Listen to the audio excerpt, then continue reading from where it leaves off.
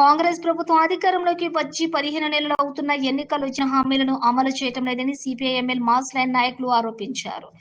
ఎన్నికల్లో ఇచ్చిన హామీలను అమలు చేయాలని డిమాండ్ చేస్తూ మున్సిపల్ కార్పొరేషన్ కార్యాలయం ముందు జిల్లా కమిటీ ఆధ్వర్యంలో ధర్నా నిర్వహించారు. అర్హులందరికీ పెన్షన్లు మంజూరు చేసి ఆసరా పింఛన్లు పెంచి బోధకాల బాధితులకు 10,000 పెన్షన్ ఇవ్వాలని డిమాండ్ చేశారు.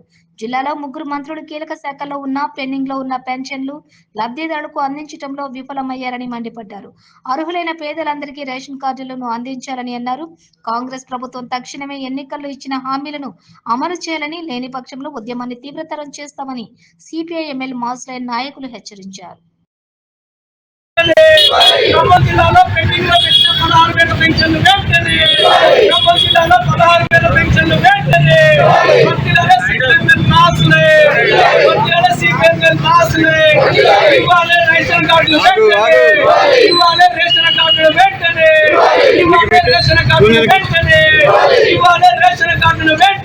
అన్ని రకాల పెన్షన్లు వెంటనే ఇవ్వాలి, అన్ని రకాల పెన్షన్లు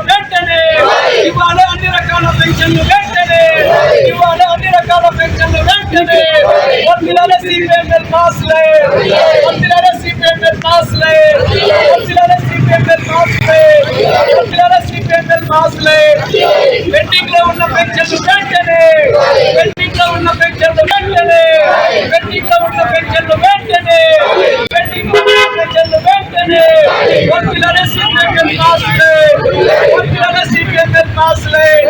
పెండింగ్ లో ఉన్న పెన్షన్లు వెంటనే, పెండింగ్ లో ఉన్న పెన్షన్లు వెంటనే, పెండింగ్ లో ఉన్న పెన్షన్లు వెంటనే ఇవాళ, పెండింగ్ లో ఉన్న పెన్షన్లు వెంటనే ఇవాళ, అన్ని రకాల నూతన పెన్షన్లు ఇవాళ, అన్ని రకాల నూతన పెన్షన్లు ఇవాళ, అన్ని రకాల నూతన పెన్షన్లు ఇవాళ, అన్ని రకాల నూతన పెన్షన్లు ఇవాళ, అన్ని రకాల నూతన పెన్షన్లు ఇవాళ, అన్ని రకాల నూతన పెన్షన్లు ఇవాళ, అన్ని రకాల నూతన పెన్షన్లు ఇవాళ, అన్ని రకాల నూతన పెన్షన్లు.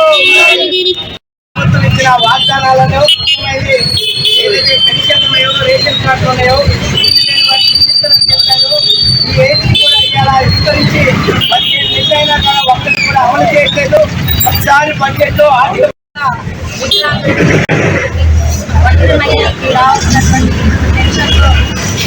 వెంటనే ఇవ్వాలని చెప్పేసి అది కూడా కొత్తగా ఏర్పడినటువంటి కాంగ్రెస్ ప్రభుత్వం 3,000 పెంచి 6,000 పెంచి పెన్షన్లు ఇస్తామని చెప్పేసి హామీ ఇచ్చారు. హామీ ఈరోజు కూడా నెరవేరలేదు. అందుకే ఈరోజు సిపిఐ-ఎంఎల్ మాస్ లైన్ పార్టీ ఆధ్వర్యంలో కార్పొరేషన్ కార్యాలయంలో ధర్నా చేయడం జరుగుతూ ఉంది. ఈ కార్యక్రమాన్ని ఉద్దేశించి మా పార్టీ జిల్లా సెక్రటేరియట్ సభ్యులు ఆవుల వెంకటేశ్వర గారితో మాట్లాడారు.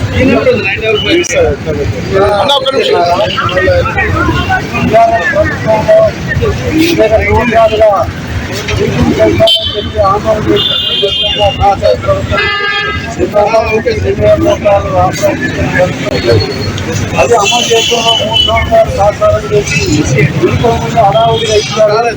ఆ టైంలో కూడా ఇంకా 8 లక్షల ఎన్నికలు ఉన్నాయి. దాన్ని ఆసరా చేసుకుని కాంగ్రెస్ ప్రభుత్వం 55 సంవత్సరాల ప్రతి ఒక్కరు కావాలా అని చెప్పి హామీ ఇచ్చింది. అట్లా పింఛన్గా కూడా 4,000 ఆసరా చేసి 6,000 పెన్షన్లు ఇవ్వాలని, అదేవిధంగా బోధకాలు బాధితులు ఖమ్మం నగరంలో కూడా విపరీతంగా పెరుగుతున్న పరిస్థితి ఉంది.